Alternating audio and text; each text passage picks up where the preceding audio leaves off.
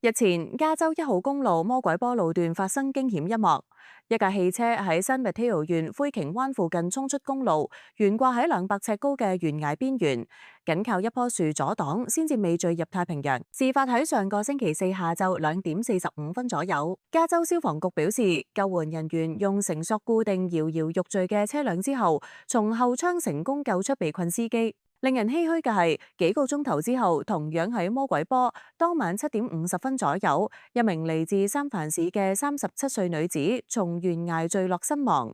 驗屍官已經確認死者身份，死因仍然喺調查中。魔鬼坡路段位於三藩市西南大約20英里處，以險峻著稱。